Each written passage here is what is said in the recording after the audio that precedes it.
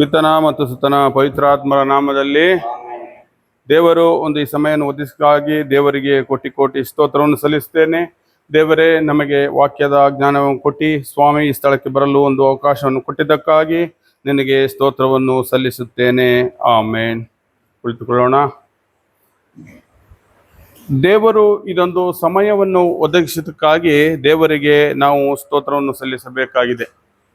ಅನೇಕ ಬಾರಿ ನಾವು ಅಲ್ಲಿ ಇಲ್ಲಿ ಹೋಗುವಾಗಲೂ ಸಹ ದೇವರು ನಮ್ಮ ಸಂಗಡವೇ ಇರುತ್ತಾರೆ ಎಂಬುದಾಗಿ ನಮಗೆ ಅನೇಕ ಬಾರಿ ಅನಿಸಿದೆ. ಏಕೆಂದರೆ ನಾವು ಬರುವಾಗಲೂ ಕೂಡ ದಾರಿಯಲ್ಲಿ ದೇವರು, ನಾವು ವಾಹನವನ್ನು ಚಲಿಸಿ ಬರುವಾಗ ದೇವರೇ ನಮಗೆ ಸುರಕ್ಷಿತವಾಗಿ ಇಲ್ಲಿಗೆ ಕರೆತರುವುದಾಗಿದೆ. ಏಕೆಂದರೆ ನಾವು ಇಲ್ಲಿಂದ 100 ಕಿಲೋಮೀಟರ್ ಬರ್ತೀವಿ. ಆಗ ಚಾರ್ಮಾಡಿ ಘಾಟಿಯಲ್ಲಿ ಇವತ್ತೊಂದು ಗಾಡಿ ಪಲ್ಟಿಯಾಗಿತ್ತು. ಅದರ ಅಂಥ ಎಲ್ಲದರಿಂದಲೂ ದೇವರು ನಮ್ಮನ್ನು ಸುರಕ್ಷಿತವಾಗಿ ಸೇರುವಂಥ ಸ್ಥಳಕ್ಕೆ ಸಮಯಕ್ಕೆ ಸರಿಯಾಗಿ ತಲುಪಿಸ್ತಾರೆ. ಅದಕ್ಕೆ ನಾವು ದೇವರಿಗೆ ಸ್ತೋತ್ರ ಸಲ್ಲಿಸಬೇಕು. ಅನೇಕ ಬಾರಿ ಅನುಭವ ಆದಾಗ ನಮ್ಮ ಜೀವಿತದಲ್ಲಿ ದೇವರು ಒಂದೊಂದು ವಾಕ್ಯವನ್ನು ಆ ಸಮಯದಲ್ಲಿ ನಮ್ಮ ಹೃದಯದಲ್ಲಿ ಕೊಡುತ್ತಾರೆ. ಅದಕ್ಕಾಗಿ ನಾವು ಸಂತೋಷ ಪಡುತ್ತೇವೆ. ಯಾಕೆಂದರೆ ದೇವರು ಆಧ್ಯಾತ್ಮಿಕವಾಗಿ ನಮ್ಮನ್ನು ಮುನ್ನಡೆಸುತ್ತಿದ್ದಾರೆ ಎಂಬುದಾಗಿ ದೇವರು ಸೂಚಿಸುತ್ತಾರೆ. ಅದಕ್ಕೆ ದೇವರು ನನಗೆ ಮೊನ್ನೆ ಒಂದು ಸಲ ಬೆಂಗಳೂರಿಂದ ಬರುವಾಗ ರಾತ್ರಿ ಅನೇಕ ಒಂದು ವೇದನೆ, ನಿದ್ರಾವಸ್ಥೆ ಬರುವಂಥದ್ದು ಯಾವಾಗಲೂ ಆಗುವಾಗ ನಾನು ಬ್ರದರಿಗೂ ಫೋನ್ ಮಾಡಿ ಪ್ರಾರ್ಥನೆ ಮಾಡಲು ಹೇಳಿದೆ. ಅವರು ಕೂಡ ನನಗಾಗಿ ಪ್ರಾರ್ಥಿಸಿದರು. ಆದರೂ ನಾನು ಅನೇಕ ಬಾರಿ ದೇವರ ವಾಕ್ಯಗಳನ್ನು ಓದಿ ಪ್ರಾರ್ಥಿಸುತ್ತಲೇ ಇದ್ದೆ. ಆದರೆ ಸಡನ್ ಆಗಿ ದೇವರು ನನಗೆ ಒಂದು ವಾಕ್ಯವು ತೆರೆಯಲ್ಪಟ್ಟಂಗೆ ಕಾಣಿತು. ಆಗ ನಾನು ಬೈಬಲ್ ತೆಗೆದೆ. ಆದಿಕಾಂಡ 1ನೇ ಅಧ್ಯಾಯ 2ನೇ ವಚನ. ಇದು ಯಾವಾಗಲೂ ನಾವು ಓದ್ತೀವಿ, ಆದರೆ ಓದಿಕೊಂಡೇ ಹೋಗುತ್ತಲೇ ಇರ್ತೇವೆ. ಆದರೆ ದೇವರು ಇದರಲ್ಲಿ ಭಾರಿ ಮಹತ್ವವಾದ ಒಂದು ಅದ್ಭುತದ ಒಂದು ಆಶ್ಚರ್ಯಕರ ಸಂಗತಿಯನ್ನು ನನಗೆ ತಿಳಿಯಪಡಿಸಿದರು.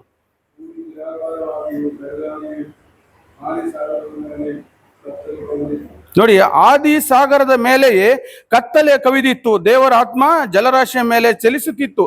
ದೇವರಾತ್ಮನು ಯಾವಾಗ? ಇದು ಯಾವಾಗ? ಭೂಮಿ ಆಕಾಶ ಉಂಟಾಗುವಕ್ಕಿಂತ ಮುಂಚೆಯೇ ದೇವರಾತ್ಮನು ಚಲಿಸುತ್ತಿದ್ದನು, ಕತ್ತಲೆ ಕವಿದಿತ್ತು ಎಂಬುದಾಗಿ ದೇವರು ಈ ವಾಕ್ಯ ನಾವು ಅನೇಕ ಬಾರಿ ಆದಿಕಾಂಡ ಮೊದಲಿನಿಂದ ನಾನು ಓದುತ್ತಿದ್ದೆ. ಆದರೆ ಇದು ಓದಿಕೊಂಡು ಹೋಗುವುದಷ್ಟೇ ಎಂಬುದಾಗಿ ನನ್ನ ಮನಸ್ಸಿನಲ್ಲಿ ಆಗುತ್ತಿತ್ತು. ಆದರೆ ಮೊನ್ನೆ ಈ ವಾಕ್ಯವನ್ನು ತೆಗೆದು ಓದುವಾಗ ದೇವರ ಸೃಷ್ಟಿಗೆ ಮೊದಲೇ ದೇವರಾತ್ಮನು ಚಲಿಸುತ್ತಿದ್ದನು ಎಂಬುದಾಗಿ ನನಗೆ ಹೇಳಲು ಆರಂಭಿಸಿತು. ಆಗ ನನಗೆ ಅರ್ಥವಾಗಿತ್ತು, ದೇವರು ಆಗ ಬೆಳಕಾಗಲು ಎನ್ನಲು ಬೆಳಕಾಗಿತ್ತು ಎಂಬುದಾಗಿ ನಾನು ತಿಳಿದುಕೊಂಡೆ. ಏಕೆಂದರೆ ಎಂಥ ಕತ್ತಲಮಯವಾದ ಜೀವಿತ ನಮ್ಮಲ್ಲಿ ಇದ್ದರೂ ಕೂಡ ದೇವರು ಅದನ್ನು ಬೆಳಕಾಗಿ ಮಾರ್ಪಡಿಸುತ್ತಾರೆ ಎಂಬುದಾಗಿ ನನಗೆ ಅಂದು ತಿಳಿಯಲ್ಪಡಿತು. ಈ ವಾಕ್ಯ ಅನೇಕ ಬಾರಿ ನಾವು ಓದಿದ್ದೇವೆ, ಆದರೂ ಕೂಡ ನಮಗೆ ಈ ವಾಕ್ಯದ ಜ್ಞಾನ ನನ್ನ ಜೀವಿತದಲ್ಲಿ ಬಂದಿರಲಿಲ್ಲ ಎಂಬುದಾಗಿ ನಾನು ಹೇಳಲು ಬಯಸುತ್ತೇನೆ. ವಾಕ್ಯ ತುಂಬಾ ಬಹುಮುಖ್ಯವಾಗಿದೆ. ಯಾಕಂದ್ರೆ ಆದ್ಯಕಾಂಡ ಓದುವಾಗ ನಮಗೆ ಸಾಮಾನ್ಯವಾಗಿ ದೇವರ ಸೃಷ್ಟಿಯನ್ನು ಓದಿಕೊಂಡೇ ನಾವು ಹೋಗುತ್ತಿರುತ್ತೇವೆ ಅಲ್ವಾ ಬ್ರದರ್? ಓದಿಕೊಂಡೇ ಹೋಗ್ತಾ. ಆದರೆ ದೇವರು ನಮ್ಮ ಕತ್ತಲಮಯವಾದ ಜೀವಿತ, ದೇವರ ಆತ್ಮನು ನಮ್ಮಲ್ಲಿ ಬಂದಾಗ ಅದು ಬೆಳಕಾಗಲಿ ಎನ್ನಲು ಏನಾಗುತ್ತೆ? ಬೆಳಕಾಗಿದೆ ಎಂಬುದಾಗಿ ನಾವು ನೋಡುತ್ತೇವೆ. ಇದೇ ದೇವರು ನನಗೆ ಅದು ಕೊಟ್ಟಂತ ಒಂದು ವಾಕ್ಯವಾಗಿದೆ. 4ನೇ ವಚನ ಓದಿ ಬ್ರದರ್. ಆದಿಕಾಂಡ 1:4, 1ನೇ ಅಧ್ಯಾಯ 4ನೇ ವಚನ.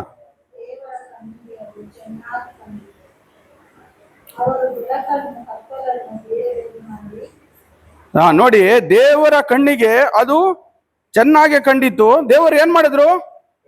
ಕತ್ತಲೆಯನ್ನು ಬೇರೆ ಬೇರೆ ಮಾಡಿ ನನ್ನ ಜೀವಿತದಲ್ಲಿ ಕತ್ತಲಮಯವಾಗಿದ್ದ ಅಂಶವನ್ನು ತೆಗೆದು ದೇವರು ಏನ್ ಮಾಡಿದ್ರು? ಅದನ್ನು ಬೇರ್ಪಡಿಸಿದ್ದಾರೆ ಎಂಬುದಾಗಿ ದೇವರು ನನಗೆ ತೋರಿಸಿದ್ರು. ಅದು ಒಂದರ ಸಂತೋಷಮಯವಾದ ವಾಕ್ಯ ನನ್ನ ಜೀವಿತದಲ್ಲಿ ದೇವರು ಕೊಟ್ಟಿದ್ದಾರೆ ಎಂಬುದಾಗಿ. ನಾವು ಅನೇಕ ಬಾರಿ ನಮಗೆ ಏನಾರ ಒಂದು ಸಮಸ್ಯೆ ಬಂದಾಗ, ಜೀವಿತದಲ್ಲಿ ಏನೋ ಒಂದು ತರ ಕಷ್ಟ ಬಂದಾಗ, ನೋವು ಬಂದಾಗ ನಾವು ಮೊದಲನೇ ಬೈಬಲ್ನಲ್ಲಿ ತೆಗೆಯುವಂಥದ್ದು ಕೀರ್ತನೆಗಳು ಅಲ್ವಾ? ಕೀರ್ತನೆಗಳು. ಆದರೆ ನಾನು ಅಂದು ಕೀರ್ತನೆ ತೆರೆಯಲು ಹೋದೆ. ಕೀರ್ತನೆ 91 ಆಗಾಗ ಓದಿ ಅಭ್ಯಾಸ ನನಗೆ, ಆದ್ರೆ ತೆರೆಯಲು. ಆದರೆ ದೇವರ ಆತ್ಮನು ನನ್ನಲ್ಲಿ ಮಾತನಾಡಿ ಆದಿಕಾಂಡ 1ನೇ ಅಧ್ಯಾಯವನ್ನೇ ತೆರೆಸಿದರು. Praise Lord, hallelujah, hallelujah. ಏಕೆಂದರೆ ನನ್ನ ಜೀವಿತದಲ್ಲಿದ್ದ ಕತ್ತಲಮಯವನ್ನು ಏನ್ ಮಾಡಿದ್ರು? ಬೇರ್ಪಡಿಸಿದ್ದಾರೆ ಎಂಬುದಾಗಿ ಈ ವಾಕ್ಯದಲ್ಲಿ ನನಗೆ ಅರಿವು ಮಾಡಿಸಿದರು ದೇವರು ಎಂಬುದಾಗಿ ನಾನು ಹೇಳಲು ಬಯಸ್ತೇನೆ. ಮುಂದೆ ನಾನು ಓದಿದ ವಾಕ್ಯ ಎಫೆಸ 4. ಆಗ ಹೊಸ ಒಡಂಬಡಿಕೆ ಬರಲು ನಾನು ಆರಂಭಿಸಿದೆ. ಹೊಸ ಒಡಂಬಡಿಕೆಗೆ 4:5, 5:6. ಹೌದು. ನಮ್ಮೆಲ್ಲರಿಗೂ ಪ್ರಭು ಒಬ್ಬರೇ, ವಿಶ್ವಾಸವೂ ಒಂದೇ, ದೀಕ್ಷಾ ಸ್ನಾನವೂ ಒಂದೇ, ದೇವರು ಒಬ್ಬರೇ, ಸರ್ವರ ತಂದೆಯೂ ಅವರೇ, ಸರ್ವಶ್ರೇಷ್ಠರೂ ಅವರೇ, ಸರ್ವರ ಮೂಲಕ ಕಾರ್ಯ ನಿರ್ವಹಿಸುವವರು ಅವರೇ ಮತ್ತು ಸಮಸ್ತರಲ್ಲಿ ವಾಸಿಸುವವರು ಅವರೇ. ನೋಡಿ, ವಾಕ್ಯ ಎಷ್ಟು ಆದಿಕಾಂಡಕ್ಕೂ ಇದಕ್ಕೂ ಎಷ್ಟು ಸಂಬಂಧವಿದೆ ವಾಕ್ಯಕ್ಕೆ ಎಂಬುದಾಗಿ ಹೇಳಿದೆ. ನಮ್ಮೆಲ್ಲರಿಗೂ ಒಬ್ಬರೇ, ಹೌದಾ? ಪ್ರಭು ಒಬ್ಬರೇ, ವಿಶ್ವಾಸವು ಒಂದೇ, ದೀಕ್ಷಾ ಸ್ನಾನವು ಒಂದೇ, ದೇವರು ಒಬ್ಬರೇ. ನಿಮಗೂ ಯಾರೋ ಒಂದೇ ಬೈಬಲ್. ನಿಮ್ಮ ಬೈಬಲ್ ಅಲ್ಲಿ ಏನ್ ಬರ್ದಿದೆ? ನನ್ನ ಬೈಬಲ್ ನಲ್ಲಿ ಕೂಡ ಅದೇ ಬರ್ದಿದೆ. ದೇವರ ವಾಕ್ಯ ದೀಕ್ಷಾ ಸ್ನಾನ ತೆಗೆದುಕೊಂಡಾಗ ನಮಗೆ ಒಂದು ಅಧಿಕಾರ ಬರುತ್ತದೆ. ಏನ್ ಬ್ರದರ್? ನಮಗೆ ದೇವರ ಮಕ್ಕಳಾಗುವ ಅಧಿಕಾರ. ದೀಕ್ಷಾ ಸ್ನಾನ ತೆಗೆದುಕೊಂಡಾಗ ನಮಗೆ ದೇವರ ಮಕ್ಕಳಾಗುವ ಅಧಿಕಾರ ಕೊಟ್ಟಿದ್ದಾರ ದೇವರು. ಆದರೆ ನಾವು ಕ್ರೈಸ್ತರು ಇವತ್ತಿಂದ ಏನಾಗಿದ್ದೇವೆ? ಭಾನುವಾರ ಮಾತ್ರ ಕ್ರೈಸ್ತರಾಗಿ ದೀಕ್ಷಾ ಸ್ನಾನ ತೆಗೆದುಕೊಂಡ ಮೇಲೆ ನಮಗೆ ಹಲವು ಜವಾಬ್ದಾರಿಗಳಿದಾವೆ. ಅನೇಕ ಬಾರಿ ನಾವು ದೇವಾಲಯಕ್ಕೆ ಹೋಗಬೇಕು, ಕೈಯನ್ನು ಎತ್ತಿ ಆರಾಧಿಸಬೇಕು, ಸಾಷ್ಟಾಂಗವೆರಗಬೇಕು, ಪರಮ ಪ್ರಸಾದವನ್ನು ಸ್ವೀಕರಿಸಬೇಕು, ಬಲಿಪೂಜೆಯಲ್ಲಿ ಪಾಲ್ಗೊಳ್ಳಬೇಕು. ಹೌದಾ? ಇದು ದೇವರು ನಮಗೆ ಕೊಡುವಂತ ಆಜ್ಞೆಯಾಗಿದೆ. ಯಾಕಂದ್ರೆ ದೇವರ ಮಕ್ಕಳಾಗಿದ್ದೇವೆ ನಾವು. ಇದು ನಮ್ಮ ಕರ್ತವ್ಯ. ದೇವರಿಗೆ ಆರಾಧಿಸಬೇಕು, ದೇವರ ವಾಕ್ಯವನ್ನು ಓದಬೇಕು, ಹೌದಾ? ಪ್ರಾರ್ಥಿಸಬೇಕು. ಬಹುಮುಖ್ಯವಾಗಿ ದೇವರನ್ನು ದೇವರು ಏಕೆಂದರೆ ಆತನಂತೆ ನಮ್ಮನ್ನು ಕೂಡ ಪ್ರೀತಿಸಿದ್ದಾರೆ. ಅವರಂತೆಯೇ ಸಹ ನಮ್ಮನ್ನು ಪ್ರೀತಿಸಿದಂತ ದೇವರು ನಾವೇನ್ ಮಾಡ್ಬೇಕು? ಅವರನ್ನು ಕೂಡ, ಇತರನ್ನು ಕೂಡ ಪ್ರೀತಿಸುವುದನ್ನು, ಅದಕ್ಕೆ ಹೇಳಿದ ದೇವರು ಸರ್ವರ ಮೂಲಕ ಕಾರ್ಯನಿರ್ವಹಿಸುವರು ಯಾರು? ಯಾಕೆಂದ್ರೆ ನಮಗೆ ಅನೇಕ ಕಷ್ಟಗಳು ಬಂದಾಗಲೂ ಕೂಡ ಆತನಿಂದಲೇ. ಏಕೆಂದ್ರೆ ನಮಗೆ ದೇವರಾತ್ಮನು ನಮ್ಮ ಸಂಗಡವಿರುವಾಗ ಏನ್ ಮಾಡ್ತಾರೆ? ಇಲ್ಲಿ ಆದಿಕಾಂಡದಲ್ಲಿ 27ನೇ ಅಧ್ಯಾಯದಲ್ಲಿ 37ರಲ್ಲಿ ನಾವು ಓದ್ತೀವಿ. ಜೋಸೆಫನಿಗೆ ಏನಂತ ಕರೆದ್ರು? ಕನಸುಗಾರನು ಬರುತ್ತಿದ್ದಾನೆ ಎಂಬುದಾಗಿ. ಅನೇಕರು ಹೇಳಬಹುದು ಅದೇ ರೀತಿ, ಇವರು ಯಾರೋ ಬರುತ್ತಿದ್ದಾರೆ ಎಂಬುದಾಗಿ. ಆದರೆ ಕನಸುಗಾರನು ಬರುತ್ತಿದ್ದಾನೆ ಎಂಬುದಾಗಿ ಆ ಜೋಸೆಫನಿಗೆ ಹೇಳಿದ್ದು ಯಾರು? ಅವರ ಸೋದರರೇ ಹೇಳಿದ್ದು. ಏನ್ ಮಾಡಿದ್ರು ಅವನಿಗೆ ಏನ್ ಮಾಡಿದ್ರು? ಆದ್ರೆ ಅಲ್ಲಿಗೂ ಇಲ್ಲಿಗೂ ನಮಗೆ ಸ್ವಲ್ಪವಷ್ಟೇ ವ್ಯತ್ಯಾಸ. ಯಾಕಂದ್ರೆ ಅಲ್ಲಿ ಅವನಿಗೆ 20 ಬೆಳ್ಳಿ ನಾಣ್ಯಗಳಿಗೆ ಮಾರಿದ್ರು. ಇಲ್ಲಿ ಯೇಸು ಸ್ವಾಮಿಯನ್ನು ಹಿಡಿದು ಕೂಡ ಎಷ್ಟು ಬೆಳ್ಳಿ ನಾಣ್ಯ? 30 ಬೆಳ್ಳಿ ನಾಣ್ಯ. ಸ್ವಲ್ಪ ಅಷ್ಟೇ ವ್ಯತ್ಯಾಸ. ಹಳ ಒಡಂಬಡಿಕೆಗೂ ಹೊಸ ಒಡಂಬಡಿಕೆಗೂ ನಮಗೆ ಸ್ವಲ್ಪ ವ್ಯತ್ಯಾಸವಾಗಿ ಕಾಣುತ್ತದೆ ಅಷ್ಟೇ, ಹೌದಾ? ಆದರೆ ಅಲ್ಲಿ ನಮಗೆ ಏನ್ ಮಾಡಿದಾರೆ? ಅವರಿಗೆ ಏನ್ ಮಾಡಿದ್ರು? ಬಾವಿಗೆ ತಳ್ಳಿದ್ರು. ಆದ್ರೆ ನೀರಿತ್ತ? ಇಲ್ಲ.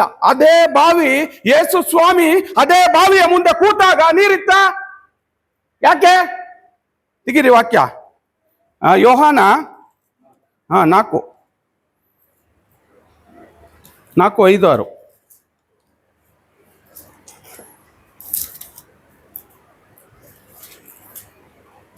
ಯೇಸು ಹೋಗುತ್ತಿರುವಾಗ ಸಮಾರ್ಯದ ಸಿಕಾರೆಂಬ ಊರನ್ನು ತಲುಪಿದರು.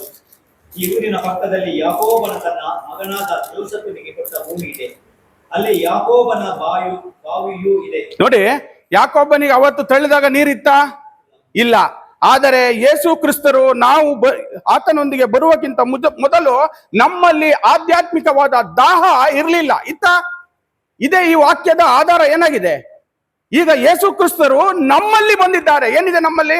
ಜೀವ ಜಲದ ಬುಗ್ಗೆಯಾದಂತ ನೀರು ನಮ್ಮಲ್ಲಿ ಹೊರಹೊಮ್ಮಬೇಕು. ಅದಾಗಿದೆ ದೇವರ ವಾಕ್ಯ ನಮಗೆ ಇಲ್ಲಿ ಸ್ಪಷ್ಟಪಡಿಸುವುದು. ಓದಿ ಬ್ರದರ್ ಅದನ್ನೇ ಮುಂದೆ ಇನ್ನೊಂದ್ಸರಿ. ಮುಂದೆ ಓದಿ. ಅಲ್ಲೇ ಯಾಕೋಬನ ಬಾವಿಯೂ ಇದೆ. ಪಯಣದಿಂದ ಬಳಲಿದ ಯೇಸು ಬಾವಿಯ ಬಳಿ ಕುಳಿತುಕೊಂಡರು. ನೋಡಿ ಓದಿ ಬ್ರದರ್. ಮಧ್ಯಾಹ್ನದ ಹೊತ್ತು ಯೇಸು ಸ್ವಾಮಿ ಅಲ್ಲಿ ಕೂತಾಗ ನೀರಿತ್ತು. ಆದರೆ ಅದೇ ಯೇಸಪ್ಪನನ್ನು ಬಾವಿಗೆ ತಳ್ಳಿದಾಗ ನೀರು ಇರಲಿಲ್ಲ.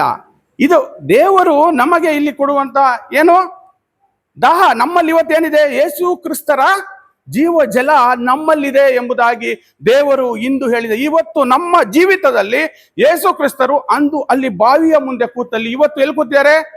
ನಮ್ಮ ಹೃದಯದಲ್ಲಿ ಕುಳಿತಿದ್ದಾರೆ. ಇವತ್ತು ಇದೆಯಾ ಆ ದಾಹ ನಮ್ಮಲ್ಲಿ? ಯಾರು ಕೊಟ್ಟಿರಿಸ್ತಾ ಇದ್ದಾರೆ? ಇದು ನಾವು ಪ್ರತಿದಿನವೂ ಓದಿ ಆಧ್ಯಾತ್ಮಿಕ, ಯಾಕಂದ್ರೆ ನಮ್ಮಲ್ಲಿ ದೇವರ ಆತ್ಮನು ಪ್ರತಿದಿನವೂ ನಮ್ಮೊಂದಿಗೆ ಕೈ ಹಿಡಿದು ನಡೆಸುವಾತನು ಎಂಬುದಾಗಿ ನಾವು ತಿಳಿದುಕೊಳ್ಳಬೇಕು. ದೇವರಾತ್ಮನು ಎಂದಿಗೂ ಸಹ ನಮ್ಮೊಂದಿಗಿದ್ದಾರೆ ಎಂಬ ಮನೋಭಾವ ನಮ್ಮಲ್ಲಿ ಬಂದಾಗ ಅವರೇ ಆಗಿದೆ ನಮ್ಮ ಎಲ್ಲ ಕಷ್ಟಗಳಲ್ಲಿಯೂ ಸಂಕಟಗಳಲ್ಲಿಯೂ ನಮ್ಮೊಂದಿಗೆ ನಿಲ್ಲುವವರು ಎಂಬುದಾಗಿ ನಾವು ತಿಳಿದುಕೊಳ್ಳಬೇಕು ಅಲ್ವಾ? ಯೋಹಾನ 4:12-24 ಓದಿ ಬ್ರದರ್. 12:24.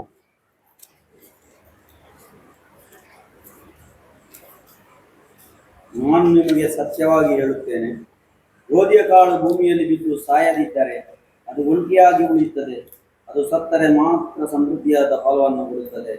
ನೋಡಿ, ಈ ವಾಕ್ಯ ಅಷ್ಟೇ ಸಾಕು ಬ್ರದರ್. ಈ ವಾಕ್ಯ ಏನಾಗುತ್ತೆ ಅಲ್ಲಿ ನಮಗೆ ತಿಳಿಯುತ್ತೆ. ಗೋಧಿ ತೆನೆ ಬಿಚ್ಚಿದಾಗ ಮಣ್ಣು ಅದ್ರ ಮೇಲೆ ಮುಚ್ಚಿಬಿಡ್ತಾರೆ. ಅದು ಅವತ್ತು ಏನಾಗುತ್ತೆ? ಸಮಾಧಿ. ಅದು ಅಲ್ಲಿ ಸತ್ತರೆ ಮಾತ್ರ ಏನಾಗುತ್ತೆ? ಫಲ ಕೊಡಲು ಆರಂಭವಾಗುತ್ತದೆ.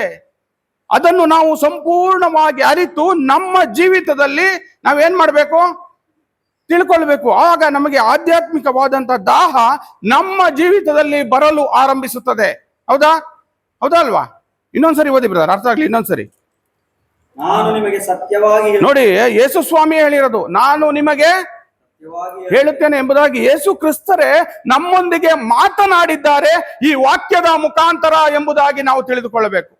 ಆಗ ಮಾತ್ರ ದೇವರಾತ್ಮನು ನಮ್ಮೊಂದಿಗಿದ್ದಾನೆ ಎಂಬುದಾಗಿ ನಾವು ಸಜೀವವುಳ್ಳ ದೇವರನ್ನು ನಾವು ಆರಾಧಿಸುವಂತವರು. ಹೌದಾ? ಸಜೀವವುಳ್ಳ ದೇವರನ್ನು ನಾವು ಆರಾಧಿಸುವ, ನಾವು ಸತ್ತರೂ ಸಹ ನಮ್ಮ ಜೀವಿತ ಫಲವಾಗಿ ಅನೇಕರಿಗೆ ದೇವರ ವಾಕ್ಯವನ್ನು ಹೇಳುವವರನ್ನು ನಾವೇನ್ ಮಾಡ್ಬೇಕು? ಇಲ್ಲಿ ತಯಾರು ಮಾಡುವಂತ ಕೆಲಸ ನಮ್ಮದಾಗಿದೆ. ಏಕೆಂದರೆ ದೇವರು ಅದು ನಮಗೆ ಹೇಳಿದ್ದಾರೆ. ಆ ರೀತಿಯಾಗಿ ಹೇಳುವುದರಿಂದ ದೇವರು ಗೋಧಿ ಕಾಳು ಸತ್ತರೆ ಮಾತ್ರ ಭೂಮಿಗೆ ಫಲ ಕೊಡುವಂಥದ್ದು ಎಂಬುದಾಗಿ ದೇವರ ವಾಕ್ಯ ನಮಗೆ ಹೇಳಿದೆ. ಅದನ್ನು ನಾವು ತಿಳಿದುಕೊಳ್ಳಬೇಕು. ಯೋಹಾನ 14:16 ಓದಿ. 14:16. ನಾನು ಪಿತನನ್ನು ಕೇಳಿಕೊಳ್ಳುವೆನು, ಅವರು ನಿಮಗೆ ಬೇರೊಬ್ಬ ಪೋಷಕರನ್ನು ಕೊಡುವರು. ನೋಡಿ, ನಾನು ಪಿತನನ್ನು ಕೇಳಿಕೊಳ್ಳುವೆನು, ಅವರು ನಿಮಗೆ ಬೇರೊಬ್ಬ ಪೋಷಕರನ್ನು. ಯಾರು ಬೇರೊಬ್ಬ ಪೋಷಕರು? ಪವಿತ್ರ ಆತ್ಮರನ್ನು ಎಲ್ಲಿ ಕೊಟ್ಟಿದ್ದಾರೆ? ನಮಗೆ ದೇವರು ನಮಗೆ ಕೊಟ್ಟ. ಇದಾಗಿದೆ. ನಾವು ಪ್ರತಿದಿನ ದೇವಾಲಯಕ್ಕೆ ಯಾಕೆ ಹೋಗ್ಬೇಕು ಅಂದ್ರೆ ದೇವರನ್ನು, ಪವಿತ್ರ ಆತ್ಮರನ್ನು ಆರಾಧಿಸಲು, ಕೈಗಳನ್ನೆತ್ತು ಆರಾಧಿಸುವ ಒಂದು ಕರ್ತವ್ಯ ಯಾರಿಗಿದೆ? ನಮಗಿದೆ. ನಾವು ಕ್ರೈಸ್ತರಾಗಿ ನಾವು ದೇವಾಲಯಕ್ಕೆ ಹೋಗಿ ಪರಮ ಪ್ರಸಾದದ ಮುಂದೆ ಕೈಗಳನ್ನೆತ್ತಿ ದೇವರನ್ನು ಆರಾಧಿಸಬೇಕು. ಆಗ ಮಾತ್ರ ದೇವರಾತ್ಮನು ನಮ್ಮಲ್ಲಿ ಮಾತನಾಡಲು ಸಾಧ್ಯ. ದೇವರಾತ್ಮನು ವಾಕ್ಯಗಳ ಮುಖಾಂತರ ನಮ್ಮಲ್ಲಿ ಪ್ರತಿದಿನವೂ ಮಾತನಾಡುತ್ತಾರೆ. ನಾವು ದೇವಾಲಯಕ್ಕೆ ಹೋದಾಗ ಸಾಷ್ಟಾಂಗ ಇರಬೇಕು. ನಮಗೆ ಅನೇಕ ಜವಾಬ್ದಾರಿಗಳಿದೆ. ಯಾಕೆಂದರೆ ದೇವರನ್ನು ಆರಾಧಿಸುವ ಬಹುಮುಖ್ಯ ಜವಾಬ್ದಾರಿ ಬಲಿಪೂಜೆಯಲ್ಲಿ ನಾವು ಭಾಗವಹಿಸಬೇಕು, ಪರಮ ಪ್ರಸಾದವನ್ನು ಸ್ವೀಕರಿಸಬೇಕು, ದೇವರ ವಾಕ್ಯವನ್ನು ಓದಬೇಕು. ಇದಾಗಿದೆ ನಾವು ಪ್ರತಿದಿನ ನಾನು ಹೇಳುವುದು. ದೇವರ ವಾಕ್ಯವನ್ನು ಪ್ರತಿ ಸಲ ನಾವು ಓದಿದಾಗ ನಮ್ಮಲ್ಲಿ ದೇವರಾತ್ಮನು ಬಂದು ಮಾತನಾಡಲು ಸಾಧ್ಯವಿದೆ ಎಂಬುದಾಗಿ. ಇದು ನಮ್ಮನ್ನು ನೋಡಿ ಅನೇಕರು ನಮ್ಮ ಧರ್ಮ ಕೇಂದ್ರದಲ್ಲಿ ಆಗಲಿ ಇನ್ನೊಬ್ಬರಲ್ಲಾಗಲಿ ನಾವು ಏನ್ ಮಾಡ್ತೀವಿ? ಬೀಜ ಬಿತ್ತುತ್ತೇವೆ. ಆದ್ರೆ ಮೊಳಕೆ ಬರುವಂತದ್ದು ನಮ್ಮ ದೇವರಾತ್ಮನು ನಮ್ಮಲ್ಲಿ ಕೆಲಸ ಮಾಡುವಾಗ ಅದು ಸಾಧ್ಯವಾಗುತ್ತದೆ ಎಂಬುದಾಗಿ ನಾವು ಕೇಳ್ತೇವೆ. ಅನೇಕ ಬಾರಿ ನಾವು ದೇವಾಲಯಕ್ಕೆ ಹೋದುವಾಗ ಮೌನವಾಗಿ ಕೂರುವುದಲ್ಲ, ಕೈಗಳನ್ನೆತ್ತಿ ಆರಾಧನೆ ಮುಂದೆ, ಪರಮ ಪ್ರಸಾದದ ಮುಂದೆ ನಾವು ಸಾಷ್ಟಾಂಗವಿರಬೇಕು, ದೇವರನ್ನು ಆರಾಧಿಸಬೇಕು. ಇದಾಗಿದೆ ನಮಗೆ ದೇವರು ಕೊಡುವಂತ ಬಹು ಮುಖ್ಯವಾದಂತ ಕೆಲಸ. 5:6 ಓದಿ ಬ್ರದರ್. 5:6.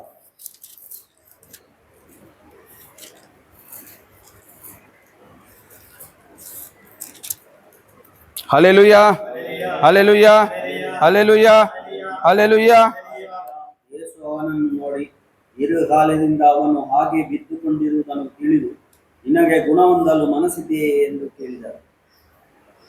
ಓದಿ ಮುಂದೆ. ಸ್ವಾಮಿ, ನೀರು ಉಕ್ಕಿದಾಗ ನನ್ನನ್ನು ಕೆಳಗಿಳಿಸಲು ಸಹಾಯಕರು ಇರುವುದಿಲ್ಲ, ನಾನು ಹೋಗುವಷ್ಟರಲ್ಲೇ ಬೇರೆ ಯಾರಾದರೂ ಇಳಿದು ಬಿಡುತ್ತಾರೆ. ನೋಡಿ, ದೇವರು ಯೇಸು ಸ್ವಾಮಿಗೆ ಎಷ್ಟು ಕ್ಲೀನ್ ಆಗಿ ಆ ರೋಗಿ ಹೇಳಿದ್ದಾನೆ. ಆತನು ಇಳಿಯುವಷ್ಟರಲ್ಲಿ ಇನ್ನೊಬ್ಬರು, ನಮಗೆ ದಾಹ ಇದೆ, ನೀರು ಕುಡಿಯಲು ನಮಗೆ ಇದಿಲ್ಲ. ಆದರೆ ನಮಗೆ ಈ ದಿನಗಳಲ್ಲಿ ನಮಗೆ ಸಹಾಯ ಮಾಡುವಂತ ಆತ್ಮನು ದೇವರು ನಮಗೆ ಕೊಟ್ಟಿದ್ದಾರೆ. ಇದಾಗಿದೆ ಬಹು ಮುಖ್ಯವಾಗಿ ನಾವು ತಿಳಿಯುವಂಥದ್ದು. ಏಕೆಂದರೆ ಯೋಹಾನನಲ್ಲಿ ದೇವರು ಪ್ರತಿದಿನವೂ ನಮ್ಮಲ್ಲಿ ಮಾತನಾಡುತ್ತಿದ್ದಾರೆ ದೇವರ ವಾಕ್ಯದ ಮುಖಾಂತರ ಎಂಬುದಾಗಿ ತಿಳಿಯಬೇಕಾಗಿದೆ. Hallelujah, hallelujah, hallelujah, hallelujah. ಎಷ್ಟೋ ಬಾರಿ ನಾವು ಅನ್ಯರನ್ನು ನೋಡಿ ಅನೇಕ ಕಷ್ಟಗಳಲ್ಲಿ ನಮ್ಮ ಎದುರಿಗೆ ಬಂದಾಗ ನಮಗೂ ಅವರಿಗೂ ಸಂಬಂಧವಿಲ್ಲದ ರೀತಿಯಲ್ಲಿ ನಾವು ನಿಂತಿದ್ದೇವೆ. ಅಂತ ವಿಷಯಗಳಿಗಾಗಿ ನಾನು ಅನೇಕ ಬಾರಿ ದೇವರಲ್ಲಿ ಕ್ಷಮೆ ಕೇಳಿ ಪ್ರಾರ್ಥಿಸಿದ್ದೇನೆ. ಏಕೆಂದರೆ ದೇವರ ವಾಕ್ಯ ಅಥವಾ ಯೇಸು ಕ್ರಿಸ್ತನ ಬಗ್ಗೆ ಅವರಿಗೆ ಹೇಳಿದರೆ ನಮಗೆ ಅವರು ಏನೋ ಹೇಳುತ್ತಾರೆ ಎಂಬುವಂತ ಭಯ ನಮ್ಮ ಜೀವಿತದಲ್ಲಿದೆ. ಹೌದಾ? ಯಾಕಂದ್ರೆ ಅನ್ಯರು ಇಂದು ಕ್ರೈಸ್ತರನ್ನು ನೋಡಿದರೆ ಅವರು ಕ್ರೈಸ್ತರು ಮತಾಂತರ ಮಾಡುತ್ತಾರೆ ಎಂಬುದಾಗಿ ಹೇಳ್ತಾರೆ. ಆದರೆ ನಾನು ಎಷ್ಟೋ ಬಾರಿ ರೋಗಿಗಳನ್ನು ನೋಡಿದ್ದಾರೆ, ಅವರು ಏನು ಹೇಳಿದರೂ ಪರವಾಗಿಲ್ಲ, ಯೇಸು ಕ್ರಿಸ್ತನ ಬಗ್ಗೆ ಅವರಿಗೆ ಹೇಳಬೇಕು ಎಂಬ ಮನಸ್ಸು ನನ್ನಲ್ಲಿ ಅನೇಕ ಬಾರಿ ಆಗಿದೆ. ಆದರೆ ಅನೇಕರಿಗೂ ಹೇಳಿದ್ದೇನೆ, ಅನೇಕರಿಗೂ ಹೇಳದೆ ಸಹ ಪ್ರಾರ್ಥಿಸಿ ಬಂದಿದ್ದೇನೆ. ಯಾಕೆಂದರೆ ದೇವರಾತ್ಮನು ನಮ್ಮಲ್ಲಿ ಆ ಕ್ಷಣ ಮಾತನಾಡುವವನಾಗಿದ್ದಾನೆ ಅಲ್ವಾ? ದೇವರಾತ್ಮನು ನಮ್ಮಲ್ಲಿ ಮಾತನಾಡುವಾಗ ಅವರಿಗೆ ನಾವು ಸಾಷ್ಟಾಂಗ ತಕ್ಷಣ ಎರಗಿ ನಾವು ಅವರಿಗೆ ಆ ವಾಕ್ಯವನ್ನು ಹೇಳುವ ರೀತಿಯಲ್ಲಿ ಒಂದು ಪ್ರಾರ್ಥನೆ ಮಾಡಬೇಕಾಗಿದೆ. ಆಗಿದೆ ನಮಗಿಂದು ಕರ್ತವ್ಯ. ಏಕೆಂದರೆ ದೀಕ್ಷಾ ಸ್ನಾನ ಪಡೆದಾಗ ನಾವು ದೇವರ ಮಕ್ಕಳಾಗಿದ್ದೇವೆ. ಆದರೆ ಅದನ್ನು ಅನೇಕರು ಮರೆತಿದ್ದಾರೆ. ಇಂದು ನಮ್ಮ ಜೀವಿತ ಬದಲಾಗಬೇಕು ಎಂಬುದಾಗಿ ನಾವು ತಿಳಿದುಕೊಳ್ಳಬೇಕು. ಯೋಹಾನ 3 ತೆಗಿರ್ಬೋದು, 3:36.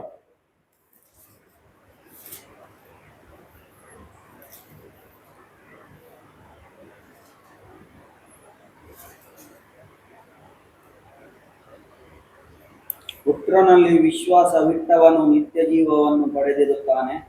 ಪುತ್ರನಿಗೆ ಶರಣಾಗದವನು ನಿತ್ಯ ಜೀವವನ್ನು ಸವಿಯನು. ಅವನು ದೇವರ ಕೋಪಾಗ್ನಿಗೆ ಗುರಿಯಾಗುತ್ತಾನೆ ಎಂದು ಉತ್ತರ ಕೊಡ್ತಾನೆ. ನೋಡಿ, ಇಲ್ಲಿ ಎಷ್ಟು ಚೆನ್ನಾಗಿ ಹೇಳಿದ್ದಾರೆ. ದೇವರ ಪುತ್ರಗೆ ಏನಾಗ್ಬೇಕು ನಾವು ಅಲ್ವಾ? ವಿಶ್ವಾಸ ಇಡಬೇಕು. ದೇವರ ಆತ್ಮನು ನಮ್ಮಲ್ಲಿ ಮಾತನಾಡುವಾಗ ನಾವು ಅವರಿಗೆ ಶರಣಾಗಿ ಏನ್ ಮಾಡ್ಬೇಕು? ನಾವು ಅನೇಕರಿಗೆ ಪ್ರಾರ್ಥನೆ ಮಾಡುವ ಮನಸ್ಸು ನಮಗಿರುತ್ತದೆ. ಆದರೆ ಅಂಧಕಾರವಾದಂತಹ ಶಕ್ತಿ ನಮ್ಮಲ್ಲಿ ಬಿಡಲ್ಲ. ಅನೇಕ ಬಾರಿ ಕೆಲಸ ಮಾಡ್ತಾ ಇರುತ್ತೆ. ಆದರೆ ನಾವು ಸಂಪೂರ್ಣವಾಗಿ ದೇವರಿಗೆ ಶರಣಾಗಿ ಆ ಸಮಯದಲ್ಲಿ ದೇವರಿಗೆ ಇಲ್ಲ ಅಂದ್ರೆ ಏನಾಗ್ತೀವಿ ನಾವು? ಕೋಪಾಗ್ನಿಗೆ, ದೇವರ ಕೋಪಾಗ್ನಿಗೂ ಸಹ ಗುರಿಯಾಗುತ್ತೇವೆ ಎಂಬುದಾಗಿ ದೇವರ ವಾಕ್ಯನೇ ನಮಗೆ ಹೇಳುತ್ತದೆ. ಇದು ದೇವರ ವಾಕ್ಯ ನಮಗೆ ಆಧ್ಯಾತ್ಮಿಕವಾಗಿ ಕಲಿಯುವಾಗ ನಾವು ಸಂಪೂರ್ಣವಾಗಿ ಬದಲಾಗಲು ಸಾಧ್ಯವಿದೆ. ಯಾಕೆಂದರೆ ಅಂದು ಬರಿದಾದ ಬಾವಿ ಆಗಿದ್ದಂತಹ ನಮ್ಮ ಜೀವಿತ ಇಂದು ಜಲದ ಬುಗ್ಗೆಯಾಗಿ ಹರಿಯುತ್ತಿದೆ ಎಂಬುದಾಗಿ ನಾವು ತಿಳಿದುಕೊಳ್ಳಬೇಕು ಅಲ್ವಾ?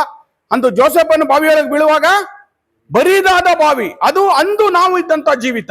ಇಂದು ನಾವಿರುವಂತ ಜೀವಿತ ನೀರಿರುವ ಬಾವಿಯಾಗಿ ಅಲ್ವಾ? ಅದು ನಮ್ಮ ಜೀವಿತದಲ್ಲಿ ಬದಲಾವಣೆ ಆಗಬೇಕು ಎಂಬುದಾಗಿದೆ ದೇವರು ನಮಗೆ ಕೊಡುವಂತ ವಾಕ್ಯ. ಇದನ್ನು ನಾವು ತಿಳಿದು ಸಂಪೂರ್ಣವಾಗಿ ನಮ್ಮನ್ನು ದೇವರಿಗೆ ಸಮರ್ಪಿಸಿ ಪ್ರಾರ್ಥಿಸೋಣ. Hallelujah, hallelujah, hallelujah. ಎಲ್ಲರೂ ಎದ್ದು ನಿಲ್ಲೋಣ. Hallelujah, hallelujah, hallelujah, hallelujah.